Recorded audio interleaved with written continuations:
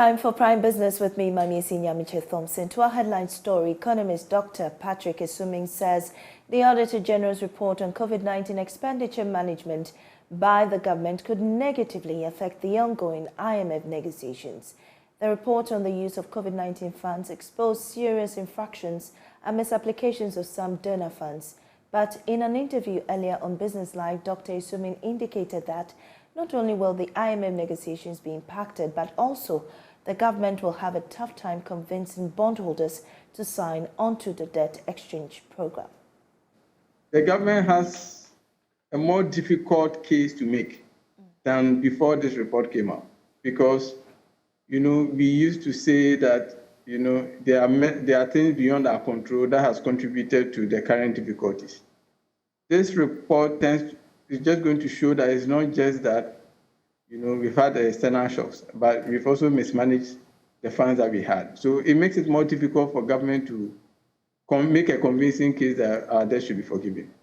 Maybe not directly in terms of negotiation with the IMF, but I think the debt exchange program, especially starting with the domestic one. So, government has been trying to have conversations with individual bondholders and other bondholders, really, to convince them that we are sharing burden and therefore they should contribute their quota to help fix the current difficulties we have. I think this makes the government case more difficult to make because, people are going to say, well, we were here when you have mismanaged public funds. Why should I sacrifice my hard-earned savings just to help fix the situation? So I think government faces a more difficult task convincing, especially the domestic bondholders, that they should be making more sacrifices. So in a sense, this could actually delay the process because, whatever discussions that people were having with the government, people will see this report and say, well, some people might demand that if we are going to make any sacrifices, the government should show us more commitment in terms of how is going to manage its finances going forward. All of that has the potential to delay the conclusion of the debt exchange and subsequently the approval of the IMF deal.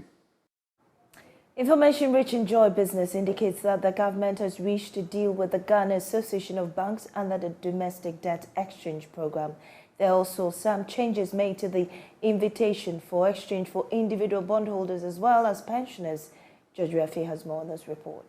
Joy Business understands that the said deal was closed on Saturday at a crunch meeting between government and some of these stakeholders. However, we're yet to get the fine details of the said deal that has been reached between government, the insurers and the banks. When we got in touch with some of the banks, it was not clear about whether they fully accepted the terms proposed by government. This because we're told that, quote, we are working to get a good deal. Government has also proposed to pay 5% interest as coupon payment to individuals for this year, reversing the earlier 0%. Joy Business is learning that persons above 60 years and pensioners are going to be exempted with improved terms. It is not clear for now whether members of these associations and groupings really accept the deal, as their leaders are expected to start the necessary briefings this week. And what will be the final response to government? Well, time would tell us in the agreements reached with these stakeholders and the impact on Ghana getting the board approval for its program with the IMF, possibly in March this year, so that disbursement coming in from April 2023. Rating agency Standard & Poor's has downgraded Ghana's credit ratings from CC to default status assigned to the country's Eurobond maturing in 2026. This is a warning to officially alert investors that the country cannot meet its debt obligations, hence the D ranking. There's more in the following report. Standard & Poor's in its latest report on Ghana noted that it took the action after government failed to honor about $41 million in coupon payments that was due on January 18, 2023. However, for some industry watchers, the action was not surprising after government earlier announced that due to the current pressure on the economy, it was suspending interest payments on Eurobonds, commercial papers and bilateral debts. government is currently working to reprofile its debt with some of these international creditors, a move that would help it put it in a better position to start meeting its debt obligations with these bondholders. The move by Standard & Poor's may further delay the process in terms of Ghana's return to the international market.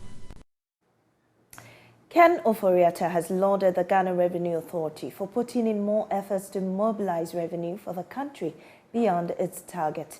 The GRA reported in excess of 3 billion cedis above its target for the year 2022. Speaking to Joy Business after inaugurating the Independent Tax Appeal Board in Accra, Mr. Ofori-Atta said more will be needed from the authority in order to close the revenue gap. Here's more. Establishment of the board is aimed at promoting fairness in tax administration and boosting investor confidence in the country's tax systems. According to Mr. Ofori-Atta, this will support moves by government to find efficient ways of adjudicating on tax issues in the country. He's optimistic that the authority will make more revenue for the state moving forward. Really is what has been our experience so far. And is it better for the Ministry of Finance to be doing it or GRA to be doing it? And now you have a dedicated team. I think that will make a difference in that. I mean, you did speak on the other question about GRA exceeding their target, and that is very encouraging for us as a future. That's still 13% or so of GDP. And we need to move to 18-20%. And that really, if we are to look at our GDP of 800 million, that would mean that I'm looking for 160 billion as opposed to 106 billion. But we are in a really good trajectory, and I'd like to congratulate GRA for that. So clearing assignments that they do not need to do will really free them and to focus on the work that they will do. Committee chairperson, retired Supreme Court Justice Lawrence Mensah assured government and the private sector of fairness in the discharge of their duty.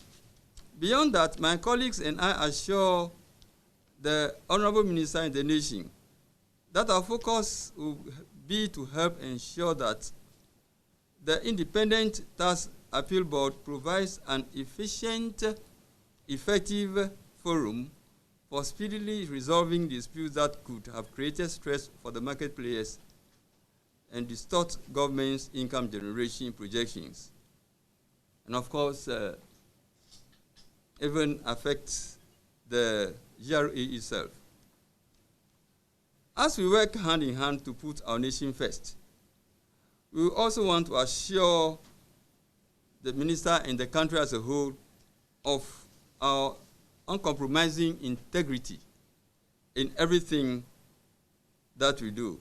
The committee is expected to begin work immediately. There's a need for some form of reviews on the trade policies of many African countries as well as investment protocol in order to attract the needed investment from within the continent. This has become a necessary tool to boost the successful implementation of the African Continental Free Trade Agreement. This is an important conversation to be tabled at the upcoming Made in Africa Investment Promotion Agency Summit in Accra. Speaking to journalists ahead of the event, Chief Executive for the Ghana Investment Promotion Center, Yofi Grant, disclosed that Africa will need a new direction in investment promotion, hence the need for the review in protocols. To do some of these things, and we need to work with an open and constructive and progressive mind.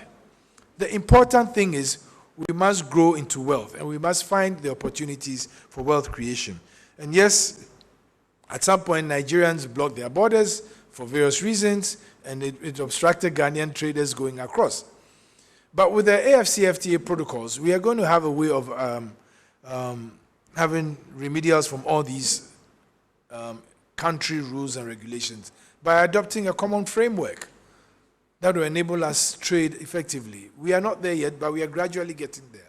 And additionally, there's going to be an investment protocol written up, which enables us to standardize and create standards in investment attraction, but also to open up the continent so that intracontinental investments can take place, without inhibitions.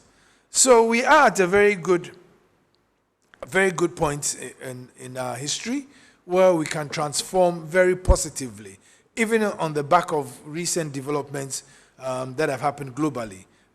What for me it signifies is that the world is in a new phase. New countries are seeking new partnerships and new trading partners. In fact, the pandemic led to a wave of what we call onshoring and reshoring, where countries were now looking at where to place factories, etc., etc. And that's it for Business with me, Maame Esi Thompson. We'll leave you with international business news, after which most